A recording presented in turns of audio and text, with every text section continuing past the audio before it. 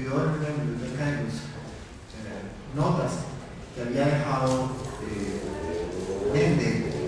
y que va a publicar por primera vez y a llevar hasta el público en general, con lo cual le gana un grandísimo respeto a Mendel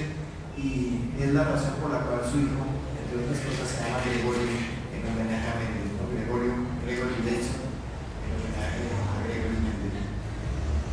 Bateson estudia en principio o se forma como biólogo en líneas generales, como naturalista a principios del siglo, y luego estudia antropología en la Universidad de Oxford y hace un trabajo de campo muy interesante en Bali, dando vehículos grandísimos, donde publica su primer estudio que es clave para poder entender su pensamiento, que se llama Neigen, que es el análisis de un mito y la manera como a través de ese mito puede interpretar el ethos de una comunidad y plantea esa relación tan interesante entre carácter, ethos y cultura que va a ser desarrollada mucho más a fondo más adelante en su trabajo. Luego conoce a Margaret Mead, con quien aparece en esta imagen muy famosa preparando datos precisamente en Bali, y viene a los Estados Unidos con ella, se casa, y durante un tiempo entre la guerra, el paso de la guerra, el periodo de posguerra, se reúne con un grupo de amigos e inaugura lo que se conoce como las conferencias Macy, y en las conferencias Macy hace algo muy interesante y es crear también un nuevo concepto y una nueva palabra junto con su grupo de colegas de estas conferencias Macy, que es el concepto de cibernética con todas las aplicaciones que este concepto tiene, unido al desarrollo de la era fundamental que era su concepto de mente. Gregory Bateson se preguntas muy interesantes a partir de aquella época, preguntas más o menos del siguiente tenor: ¿cómo hace una célula en el proceso de formación del embrión para saber que le toca jugar de ojo y no de hígado? ¿O cómo hace el riñón para saber que está completo y que si tiene una célula más, eso es una enfermedad y es un estado patológico que se llama cáncer? ¿Cómo hace para tener ese tipo de conocimiento? ¿Cómo porta ese conocimiento? Y cómo una célula toma decisiones para saber qué debe hacer en un momento determinado. Gregory Bateson se hace ese tipo de preguntas y a partir de estas preguntas trata de buscar lo que él llama la pauta que conecta, que es aquella pauta que hace que a partir de una aceleración batesoniana en el sentido de que los procesos de comunicación, de generación de información y de respuesta que tiene la célula son exactamente los mismos que utiliza una asamblea para escribir la Constitución de los Estados Unidos,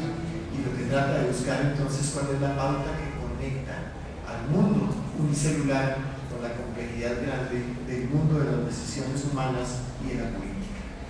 Y para hacer eso crea un concepto fundamental que es el concepto de mente, que más que el concepto mismo de mente podríamos traducir como el concepto de procesos mentales a los que se refiere permanentemente Gregory Bateson, como la base fundamental de los complejos y de las interrelaciones entre sistemas muy complejos, que son los que permiten la toma de decisiones y que son los que permiten precisamente la identificación de esa pauta que conecta. Con el tiempo y con el avance del trabajo y sobre todo con la suerte de trabajar con un antropólogo muy importante en los Estados Unidos, Rappaport nos enseñaba, que trabajamos con él esta formulita que estoy planteando en esta imagen, la formulita para poder recordar, poets en inglés, poetas, para poder recordar que todo análisis que tuviera que ver con el territorio debería por lo menos considerar estos 5 componentes fundamentales. El primero, desde luego, una población humana en toda la condición y en todas las características que esto implica, con sus limitaciones, con su tamaño, con sus relaciones, con sus características específicas, incluyendo la organización social y política de esa comunidad, de esa población, y el environment, que aquí he traducido por medio ambiente, lo cual no es exacto. Medio ambiente no es solo naturaleza, es mucho más que la naturaleza, pero el environment, todas las implicaciones de ese ambiente, de ese entorno social y cultural, por medio del cual aquel elemento específico que queremos analizar se desenvuelve, en medio también de un desarrollo tecnológico particular y en medio, desde luego, de un conjunto de sistemas estratificados específicos que le dan sentido y que hacen que la interpretación de todo lo demás, la organización de todo lo demás y la epistemología que subyace a todo lo demás tenga un carácter particular diferenciado del que tendría si ese sistema de símbolos y significados fuera diferente. Nuestra tradición occidental cristiana, europea, nos ha enseñado a concebir la naturaleza como estable y externa, y esto nos ha llevado a reforzar también la idea de que controlamos todos los cambios, intervenimos en todos los procesos. Y al mismo tiempo, la cortedad de nuestra vida nos ha llevado a pensar que el mundo es incambiable en realidad y que lo que tenemos hoy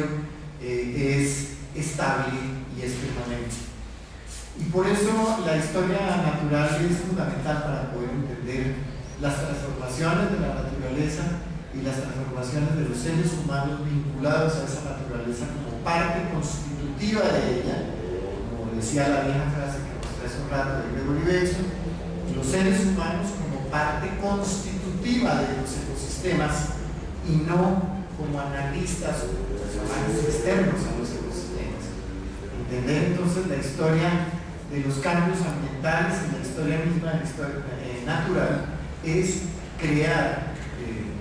el espacio para entender las diferentes maneras como los seres humanos entendemos también esas transformaciones. Yo tuve la suerte de trabajar muy cerca de la sociedad Wayuu y de entender y descubrir en ese proceso de trabajo con los Wayuu la manera como ellos conciben y construyen permanentemente una idea de territorio, un conjunto de derechos y de obligaciones para el acceso a la naturaleza y un conjunto de normas políticas que permiten negociar permanentemente ese conjunto de obligaciones.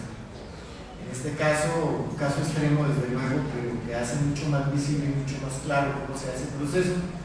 Los Wayuu en este caso, por ejemplo, es un área donde hay unas casimbas de las que se extrae agua, que es un elemento fundamental para la vida humana, pero que es excesivamente escaso en el caso de la Guajira, donde tenemos unas condiciones muy particulares.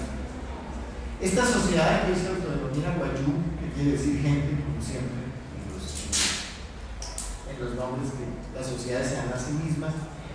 se fundó en la segunda parte del siglo XVIII como una respuesta a las nuevas determinaciones hormónicas sobre el uso del espacio en América. Y fue muy interesante porque fue una manera por medio de la cual un grupo muy grande de comunidades indígenas que habitaban en el territorio de lo que hoy es la península de la Guajira deciden unirse y deciden adoptar una lengua y deciden adoptar las formas de organización que les van a permitir hacer frente muy fácil al intento de conquista y reducción que se estaba haciendo desde España para poder introducirlos dentro del proceso mismo de lo que implicaban las reformas borbónicas, especialmente en lo que fue el primer gran proyecto de ordenamiento territorial en América, y específicamente el impacto tan grande que tuvo el trabajo de personajes como Mono y Velarde por una parte, pero también de personajes como Antonio Arevalo desde Cartagena en toda la conquista y dominación de la costa caribe. Estos hombres y estas mujeres Wayuu